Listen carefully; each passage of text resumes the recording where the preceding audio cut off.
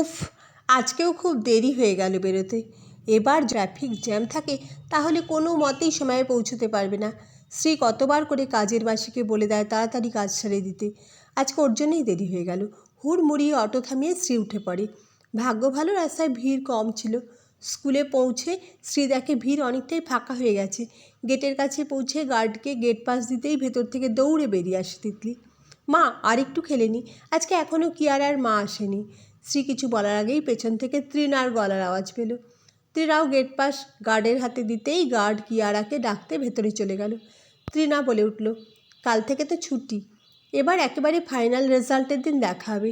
দোলের 3 দিন পরে রেজাল্ট। কোথাও যাচ্ছ নাকি শ্রী? শ্রী বলে, হ্যাঁ গো, কৃষ্ণনগরে শ্বশুর শাশুড়ির কাছে। দীপ কিছুদিন ধরেই প্ল্যান করছে, কিন্তু সপ্তাহখানেক ছুটি ম্যানেজ করতে পারছিল না। এবার দোল আর শনি রবিবার মিলিয়ে কটা দিন ছুটি পেয়েছে, আর তিতলিরও এখন ছুটি। তৃণা একটু তাচ্ছিল্যের সুরে বলে, ও কৃষ্ণনগর, আমরা শ্রীলঙ্কা যাচ্ছি। আর বলো না, এই তো ইন্টারে ইজিপ্ট ঘুরে এলাম।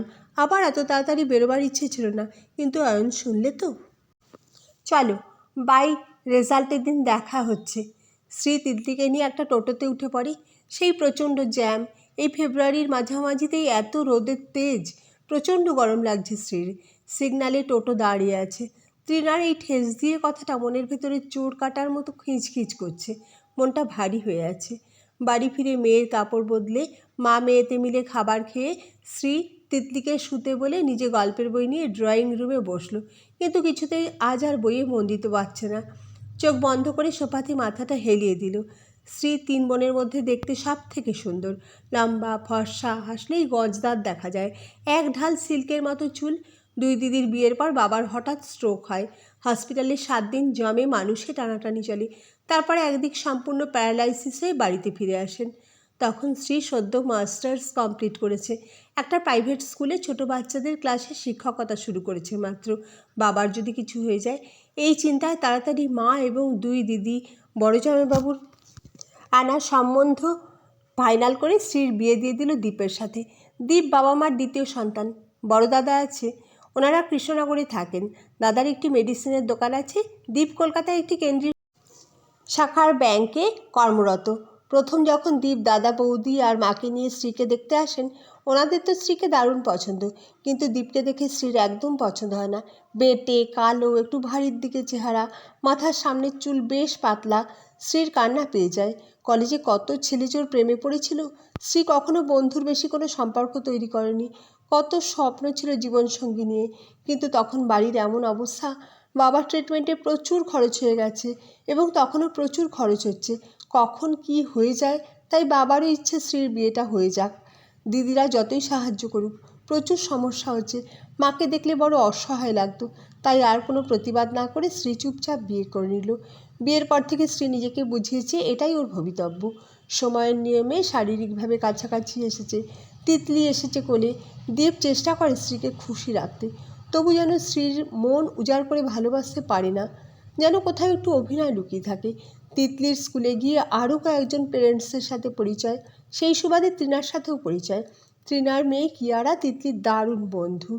বিশেষ করে পরীক্ষার সময় ওই ঘন্টা 2-এর জন্য বাড়ি না ফিরে শ্রী এবং তৃণা সামনের একটা কফি শপে বসে 1 কাপ কফি নিয়ে সময় কাটিয়ে দিত। কিয়ারার বাবা অয়নও আসতো মাঝে মাঝে কিয়ারাকে নিতে। অয়ন ভীষণ সুপুরুষ, কোনো এক কর্পোরেট অফিসের উঁচু পদে কাজ করে। সাথে অসম্ভব ভালো ড্রেস সেন্স, ভীষণ স্মার্ট কথাবার্তা। কিয়ারার জন্মদিনে শ্রী তিতলিকে নিয়ে ওদের বাড়ি গেছে। শ্রী লক্ষ্য করেছে অয়ন তৃণাকে ডার্লিং, হানি ছাড়া সম্বোধন করে না। আর তৃণাও যেন বরের কাছে নিজের ইম্পর্টেন্সটা গর্বিণী হরিণীর মতো এনজয় করে। শ্রী অনিচ্ছা সত্ত্বেও তৃণাকে হিংসে করে। আজ শ্রীরও এরকম জীবনসঙ্গী হতে পারত। তৃণার সাথে নিজের তুলনা করলে নিজেকে কেমন হেরো হেরো লাগে। হয়তো কখনো স্কুলে মেয়েকে নিতে এসে শ্রী আর তৃণা গল্প করছে, তার মধ্যেই অয়নের ফোন এসে গেল তৃণার কাছে। তৃণা যেন আরও ইচ্ছে করে স্ত্রীকে শুনিয়ে শুনিয়ে বলবে, এই এক পাগল, এতদিন বিয়ে হয়ে গেল তাও একটু বদলায়নি, সব সময় চোখে হারায় জানো। শ্রী তখন দীপের কথা ভাবে। কি এক সেকেলে টাইপের জেঠু জেঠু হাবভাব, একটুও রোমান্টিক নয়। হয়তো অয়নের মতো কর্পোরেট অফিসে কাজ করে না, তাহলেও ব্যাংকে তো অফিসার র্যাঙ্কে কাজ করে। একটুও কি শিখতে পারে না আশেপাশে দেখে? চেহারাতেও তেমনি কাকা কাকা ভাব। কলিং বেলের আওয়াজে শ্রীর ঘুম ভাঙল। কখন চোখ লেগে গেছিল বুঝতেই পারেনি স্ত্রী। দরজা খুলে দেখে দীপ হাতে কিছু ঠোঙা নিয়ে দাঁড়িয়ে আছে। ঘরে ঢুকতে ঢুকতে দীপ বলল, শ্রী, নিমাইয়ের দোকান থেকে গরম গরম সিঙ্গারা নিয়ে এসেছি। তুমি আর তিতলি খাও, আর আমাকেও দাও। আর বেশ কড়া করে চা করো তো, সিঙ্গারার সঙ্গে জমে যাবে। স্ত্রী সকাল থেকেই ডিস্টার্ব ছিল। হঠাৎ চিৎকার করে উঠল স্ত্রী, ব্যাস, এটাই তো শুধু জানো, হাত পা ধুয়ে পাজামা পরে পা মুড়ে বসে চা আর সিঙ্গারা খাবে। স্ত্রী সাধারণত মাথা গরম করে না বা চেঁচানো পছন্দ করে না, কিন্তু আজ যেন বিরক্তিটা গলার আওয়াজে বেরিয়ে এলো। দীপ হতভম্বের মতো তাকিয়ে রইল স্ত্রীর মুখের দিকে। আজ দোল। স্ত্রীরা গতকাল কৃষ্ণনগরে এসে গেছে। তিতলি ভীষণ খুশি। দুই জ্যাঠতুতো দাদার সঙ্গে সারা ঘর বাগান দৌড়ে বেড়াচ্ছে। বাইরে বাগানে চেয়ার পেতে বসার ব্যবস্থা হয়েছে। রং, বালতি, জল, আবির সব সাজিয়ে রাখা আছে। আশেপাশের বাড়ির আরও কিছুজন এসেছে, একসঙ্গে রং খেলা হচ্ছে। স্ত্রীর শ্বশুরমশাই রুমে টিভি দেখছিলেন। উনি রং খেলেন না। ওনার পায়ে সবাই আবির দিয়ে প্রণাম করে যাচ্ছিল। স্ত্রী আর বড় যা দুজনে মিলে ট্রেতে সাজিয়ে কফি আর চিকেন পকোড়া বাইরে নিয়ে যাচ্ছিল। স্ত্রীর শ্বশুরমশাইকে কফি দেবার জন্য ড্রয়িং রুমে পা রাখতেই টিভির দিকে চোখ গেল। এ কি, নিউজে এটা কি দেখাচ্ছে? এটা অয়ন না? স্ত্রী দাঁড়িয়ে পড়ে নিউজটা শোনার জন্যে। শ্রীলঙ্কার এক 5 স্টার হোটেল থেকে প্রচুর মাদক সমেত অয়ন মজুমদার ধরা পড়েছে। পরিবার নিয়ে ঘুরতে যাওয়ার বাহানায় বহুবার উনি নানা দেশে মাদক পাচার করতেন। শুধু তাই নয়, অয়নকে দুটি মহিলার সাথে হাতে নাতে ধরা গেছে। ওই মেয়ে দুটি ওখানকার কল গার্ল। আরেকটি অন্য হোটেলে ওনার স্ত্রী ও 5 বছরের কন্যা ছিল। ত্রিনাকে এতদিন ধরে হিংসা করলেও আজ স্ত্রী তেনার জন্য দুঃখ হলো। বেচারা জানতেও পারেনি দিনের পর দিন অয়ন ওকে ঠকিয়েছে। সব থেকে বেশি দুঃখ হলো কিয়ারার জন্যে। বাচ্চাটার তো এখনও কোনো বুদ্ধি অবধি হয়নি। স্ত্রী বাইরে বেরিয়ে এলো। দেখল দীপ বাচ্চাদের মতো দুই ভাইপো আর তিতলির সাথে সারা বাগান দৌড়ে রং খেলছে। দীপ দৌড়ে এসে স্ত্রীর গালে রং লাগাতে এসে যেন খানিক থমকে গেল। এতদিন পর প্রথম স্ত্রী অনুভব করলো, তাই তো, দীপ যেন ওকে একটু এড়িয়ে চলে, বা বলা যায় বুঝে চলে।